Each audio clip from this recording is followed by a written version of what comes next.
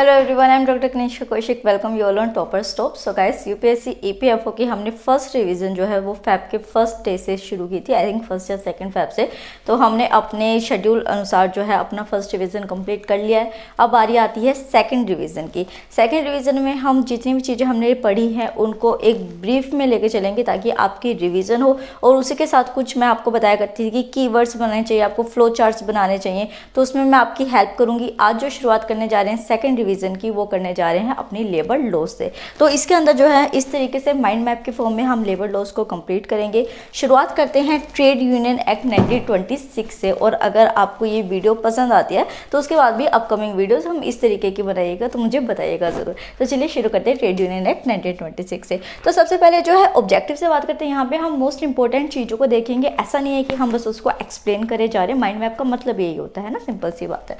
तो यहाँ पे ऑब्जेक्टिव से अगर लेके चलते हैं तो ट्रेड यूनियन एक्ट का अगर हम बेसिक चीज देखते हैं कि उसको बनाया क्यों गया था, तो उसको बनाया गया था कि देखिए जितने भी ट्रेड यूनियन के मेंबर्स होते हैं वो अपना रजिस्ट्रेशन कर सके, और उसी के साथ कोई एस्टेब्लिशमेंट है उसके अंदर अगर कोई मेंबर है वो अपना जो है रजिस्ट्रेशन कर सके, उसके लिए ट्रेड यूनियन एक्ट 1926 को बनाया गया था। ठीक है, मतलब स्पेसिफिकली एस्टेब्लिशमेंट के अंदर यूनियंस को बनाने के लिए।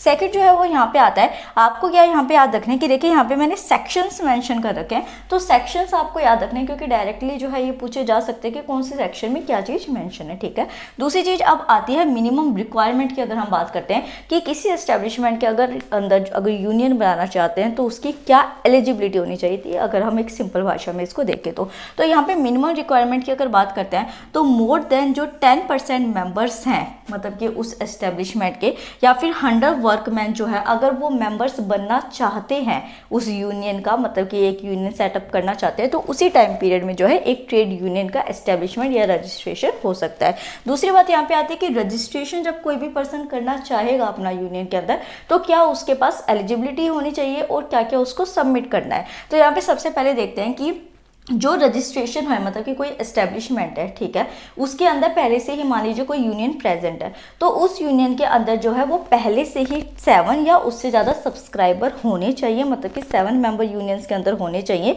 तब जो है वो 100 वर्कमैन जो है यहाँ पे आके काम कर सकते हैं, बाद में इंक्लूड हो सकते हैं। उसके बाद जो है उसी के साथ उनको अपने नेम्स जो है वो सब्सक्राइब करने होंगे ट्रेड यूनियन के अंदर। डिटेल्स के अंदर उसको अपना नेम, एड्रेस और जो ऑक्यूपेशन है, मतलब कि किस पोस्ट पे वो उस एस्टेब्लिशमेंट के अंदर है, यूनियन से उनका क्या लिंक है, ये सब कुछ बताना होगा। ठीक है, इतना अपने को समझ आया। नेक्स्ट आते हैं डिस्क्वालिफिकेशन के ऊपर कि अगर मान लीजिए कोई पर्सन, जैसे मैं हूँ, मैं ट्रेड यूनियन का मेंबर बनना चाहती थी, मेरा बहुत मन था, बट बाद मैंने कर भी लिया, पर उसके बाद मैं डिस्क्वालीफाई हो गई। क्यों हो गई? अगर मैं 18 साल से कम की पर्सन हूँ और मैंने यूनियन में मेंबरशिप ले ली, तो उस टाइम पीरियड में मैं डिस्क्वालीफाई हो जाऊंगी। और उसी के साथ अगर मान लीजिए कि मेरे ऊपर कोई केस चल गया, मैं कन्विक्टेड हो गई किसी ऑफेंस के लिए, तो मैं डिस्क्वालीफाई हो जाऊंगी। अगर मान लीजिए कि ये जो ऑफेंस था ये मैंने 5 साल पहले किया था, 5 साल भी क्यों, 6 साल पहले किया था, तो फिर मैं उसके लिए मतलब कि डिस्क्वालीफाई नहीं होंगी। अगर मेरा जो है वो टाइम पीरियड 5 साल का ही हुआ है उस ऑफेंस को करने का, देन मैं डिस्क्वालीफाई हो जाऊंगी।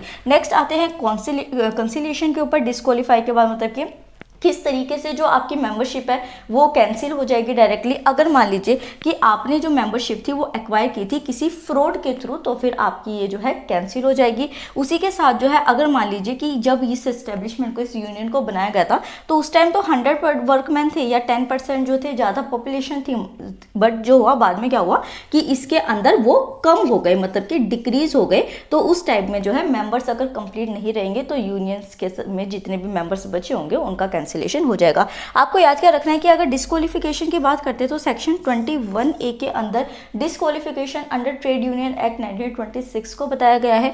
वहीं पे अगर हम कैंसिलेशन की बात करते हैं तो सेक्शन 10 के अंदर जो है वो आपकी जो मेंबरशिप होगी वो कैंसिल हो जाएगी। तो देखिए सेक्शंस आपको अच्छे से याद रखने हैं। ठीक है, उसके बाद बात करते हैं क्रिमिनल कॉन्स्पिरेसी की, मतलब कि कौन सी ऐसी चीज होती है जिससे कि किसी मेंबर के अगेंस्ट जो है वो क्रिमिनल कॉन्स्पिरेसी इस एक्ट के अंदर चलाई जा सकती है। ठीक है, तो यहाँ पे आपको याद रखना है कि अगर कोई भी जो मेंबर है उसके अगेंस्ट कोई भी पनिशमेंट नहीं की जा सकती। अगर कंपनी के अंदर और जो यूनियन है उसके बीच में कोई एग्रीमेंट होता है तो सेक्शन 2 जो है 120B ऑफ आईपीसी का, उसके अंडर कोई भी पनिशमेंट मेंबर को नहीं दी जाएगी, चाहे यूनियन के बीच में और जो कंपनी है उसके बीच में कोई भी एग्रीमेंट होता रहे।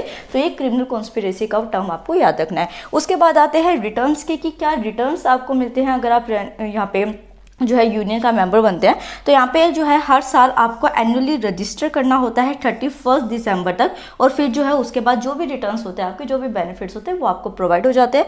ये किसके अंडर रिटर्न्स मिलते हैं, तो सेक्शन 28 के अंदर ये आपको मिलेंगे। और लास्ट में पेनल्टीज़ की बात करते हैं कि मान लीजिए कि कोई यूनियन है, उसको कोई जिम्मा सौंपा गया, वहाँ पर वो 2 तरीके के फ्रॉड कर सकता है, गलत काम कर सकता है, तो उसके लिए उनके ऊपर क्या पेनल्टी लगती है ये आपसे पूछा गया है। तो यहाँ पर अगर मान लीजिए कोई वो फॉल्स एंट्री कर देता है किसी इन्फॉर्मेशन के, मतलब कि जो आगे डॉक्यूमेंट्स जाने हैं उनकी फॉल्स कर देता है, तो उसके ऊपर ₹500 के पेनल्टीज लगेगी।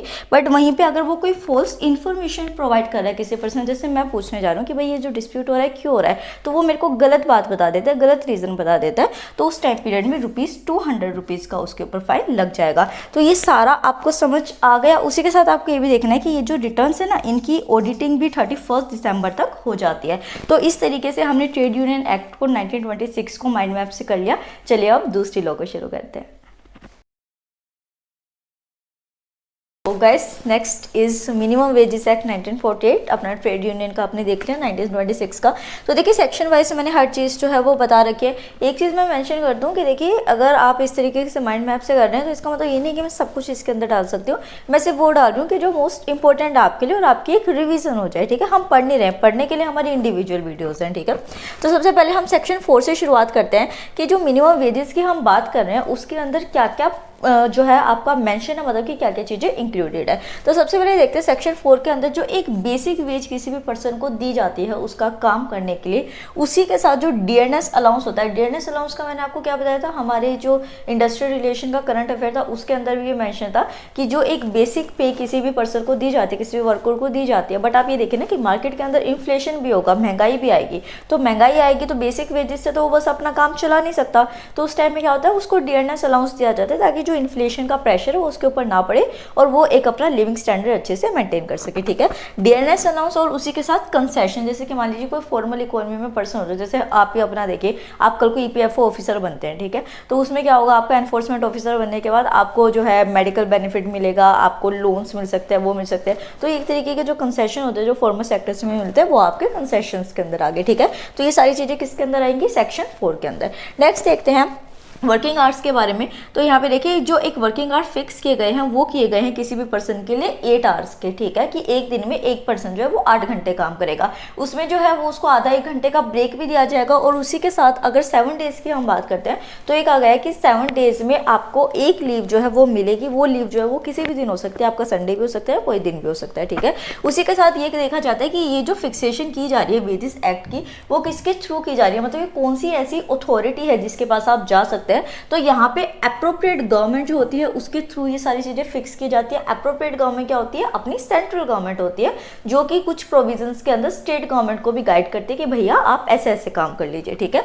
तो अप्रोप्रिएट गवर्नमेंट हो गई। और एक चीज आपको याद रखनी कि ये जो एक्ट है इसको भी अप्रोप्रिएट गवर्नमेंट हर 5 साल के बाद रिव्यू करेगी कि कितना जो मिनिमम वेजेस है उसके अंदर जो है हम आगे बढ़ा सकते हैं, इंक्रीमेंट्स प्रोवाइड कर सकते हैं। तो ये टाइम जो है ये आपको याद रखना है कि 5 साल के बाद जो है अप्रोप्रिएट गवर्नमेंट उसको रिव्यू करेगी। फिर आते हैं बात प्रोसीजर की कि किस तरीके से वेजेस जो होती है मिनिमम उनको फिक्स किया जाता है। तो यहाँ पे नोटिफिकेशन जो होती है वो एक अपॉइंटिंग कमेटी के थ्रू दी जाती है कि भैया अब हमको जो है वो वेजेस बढ़ाने की जरूरत है। ये जो अपॉइंटिंग कमेटी होती है इसके अंदर क्या क्या होते हैं, मतलब कौन से पर्सन इंक्लूडेड होते हैं, तो ये आपका आ जाएगा कॉम्पोजिशन, जो कि सेक्शन 9 के अंदर आपको मिलेगा, ठीक है। सेक्शन 9 के अंदर ये कहा गया है कि देखिए जो एम्प्लॉयर होते हैं किसी एस्टेब्लिशमेंट के और किसी भी एस्टेब्लिशमेंट के एम्प्लॉई है, उनका जो नंबर होना चाहिए वो इक्वल होना चाहिए, मतलब वो दोनों बराबर होने चाहिए। उसी के साथ जो है इंडिपेंडेंट पर्सन्स को भी इंक्लूड किया जाता है, क्योंकि ये तो ये देखिए ना कि एस्टेब्लिशमेंट जो खा रहा है वही खिला रहा है, सेम चीज़ हो रही है। तो उस चीज़ को खत्म करने के लिए 1/3 पर्सन्स जो है वो इंडिपेंडेंट पर्सन्स होते हैं। इनको अपॉइंट कौन करता है, तो देखिए जो ये कमेटी होती है अपॉइंटिंग कमेटी, इनके जो चेयरमैन होते हैं, चेयरपर्सन होते हैं, वो इंडिपेंडेंट पर्सन जो 1/3 होते हैं उनको अपॉइंट करते हैं, ठीक है। नेक्स्ट आ जाते हैं पेमेंट के बारे में। तो पेमेंट में खुशी हो गई ना किसी पर्सन को मिलते हुए। तो यहाँ पे पेमेंट जो है no deduction from minimum wages. तो यहाँ पे क्या होगा कि सिंपल सी बात है कि मिनिमम वेजेस की बात हो रही है तो आप कोई भी कट नहीं कर सकते। अगर आप कोई कट करेंगे तो फिर आपके ऊपर जुर्माना होगा, आपको इम्प्रिजन किया जाएगा। ये सेक्शन 12 के अंदर किया गया है, तो ये सेक्शन आपको याद रखना है। नेक्स्ट जो बात आती है वो आती है ओवर टाइम की, जो कि सेक्शन 5 के अंदर आता है। तो ओवर टाइम के आते ही पर्सन जो होता है दुखी हो जाता है ना, यार करना पड़ेगा है। तो फिर जो है यहाँ पे फिक्स्ड बाय आवर होती है, मतलब कि ऐसा नहीं है कि ओवर टाइम का मतलब है कि आपको पूरे घंटे काम करा रहे हैं, मतलब पूरे दिन काम करा रहे हैं। यहाँ पे पर आवर के हिसाब से जो है वो आपको पेमेंट की जाती है मिनिमम वेजेस की। यहाँ पे एक चीज़ आपको याद रखनी है कि देखिए, अगर मान लीजिए आपको 50 रुपये मिलते थे 1 घंटे काम करने के, ठीक है, वहीं पर जब आप ओवर टाइम करते हैं ना, तो ये जो 50 रुपये हैं ये आपका 100 हो जाता है, मतलब कि डबल हो जाता है। तो ओवर टाइम में आपको डबल पेमेंट मिलती है। ये होते हैं एक नॉर्मल वर्कर के लिए। बट अगर हम एग्रीकल्चर वर्कर की बात करते हैं तो उसमें रेट जो होता है वो कितना होता है, 1.5 गुना हो जाता है, 1.5 हो जाता है, डबल नहीं होता। तो ये वाले दोनों पॉइंट्स भी आपको याद रखने हैं। ये किसके अंदर आ गए, आपके सेक्शन 5 के अंदर आ गए। फिर आते हैं सेक्शन 15 के ऊपर। इसमें कहा गया है कि देखिए, अगर मैं हूँ, मान लीजिए मुझे हाफ डे चाहिए, ठीक है, तो हाफ डे अगर मैं किसी अपनी कंपनी में जाती हूँ, काम करती हूँ, फिर मैं वापस आ जाती हूँ, तो क्या मेरे को पूरे दिन की सैलरी मिलेगी? तो ऐसा नहीं होता है। यहाँ पे क्या होता है कि जैसे ओवर टाइम में आवर्स को कैलकुलेट किया जाता है, उसी तरीके से अगर आप हाफ डे कर रहे हैं या कुछ घंटे के लिए ऑफिस में जाके काम कर रहे हैं, तो उन घंटों को कैलकुलेट किया जाएगा और उस अकॉर्डिंग आपको जो है वो पेमेंट की जाएगी, पूरे दिन की पेमेंट नहीं की जाएगी। ये सेक्शन 15 के अंदर कहा गया है। फिर आता है सेक्शन 16। तो सेक्शन 16 के अंदर जो है ये कहा गया है कि अगर मान लीजिए मैं हूँ, ठीक है, मैं वीडियो भी बना रही हूँ और उसके साथ मैं कई बार जाके मेडिकल स्टूडेंट्स को पढ़ा रही हूँ, ठीक है, ये 2 काम मैं करती हूँ। तो यहाँ पे क्या होगा कि एक जो पेमेंट मेरे को वीडियो बनाने की मिल रही है और एक पेमेंट जो मेरे को बाहर जाके स्टूडेंट्स को पढ़ाने की मिल रही है, तो अगर उसमें कुछ डिफरेंस होगा ना, मतलब कि अप्रोप्रिएट गवर्नमेंट ने उनकी जो सीलिंग है वो अलग अलग करी होगी, तो मुझे दोनों की अलग ही मिलेगी मिनिमम वेजेस, इस काम की भी, इस काम की भी। ऐसा नहीं है कि आप एक पर्सन से एक काम करा रहे हैं तो जो छोटे वाली मिनिमम वेजेस है आप उसको वो प्रोवाइड कर दे, ऐसा नहीं होता है। यहाँ पे डिफरेंट मिनिमम वेजेस आपको मिलती है और जो मतलब कि देखा जाता है वो देखा जाता है कि जिसमें ज़्यादा होती है उसको प्रेफर किया जाता है। और ये आपके सेक्शन 16 के अंदर है कि अगर सेम पर्सन से 2 क्लासेज ऑफ वर्क किए जा रहे हैं। फिर आते हैं सेक्शन 17 के अंदर। इसमें कहा गया है कि जो मिनिमम वेजेस होती है वो पीस वर्क के अकॉर्डिंग किया जाता है। जैसे कुछ जो है एम्प्लॉयमेंट्स ऐसी होती है कि जिसमें आप अगर इतने पीसेस को करेंगे, इतना काम करेंगे, तो ही आपको जो है फिर वो सैलरी मिलेगी, ठीक है। तो यहाँ पे सेक्शन 17 के अंदर जो है वो मिनिमम वेजेस पीस वर्क के अकॉर्डिंग फिक्स की जाती है, उसके अकॉर्डिंग नहीं की जाती कि कितने घंटे आप काम करें। फिर आ जाता है क्लेम्स के ऊपर। तो क्लेम्स जो होते हैं वो आपके सेक्शन 6 के अंदर देखे जाते हैं।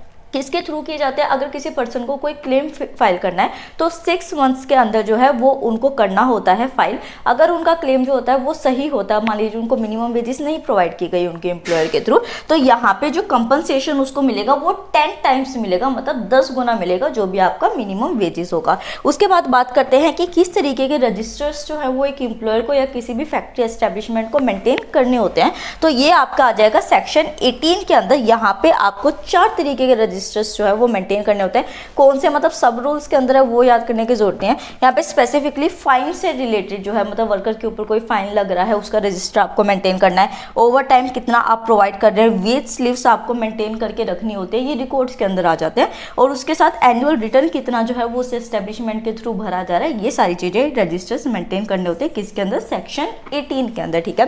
फिर जो है लास्ट आ जाता है पेनल्टीज के बारे में कि क्या क्या पेनल्टी जो है वो किसी पर लगती है। हाँ, तो यहाँ पे जो है पेइंग लेस, अगर मान लीजिए कि अगर कोई पर्सन है, कोई एम्प्लॉयर है, वो अपने जो एम्प्लॉय है उसको ढंग से पे नहीं कर रहा, कम पे कर रहा है, तो उसको 6 मंथ्स की इम्प्रिजनमेंट होगी और 500 रुपये का जो है वो फाइन लगेगा। और उसी के साथ अगर वो इस मिनिमम वेजेस एक्ट के किसी भी प्रोविजन को वो ऑल्टर कर रहा है, मॉडिफाई कर रहा है, तो उस टाइम पीरियड में भी उसको 6 मंथ्स का इम्प्रिजनमेंट और 500 का फाइन लगेगा। तो इसके साथ हमारा मिनिमम वेजेस एक्ट 1948 कंप्लीट होता है। तो चलिए अब नेक्स्ट की तरफ चलते हैं।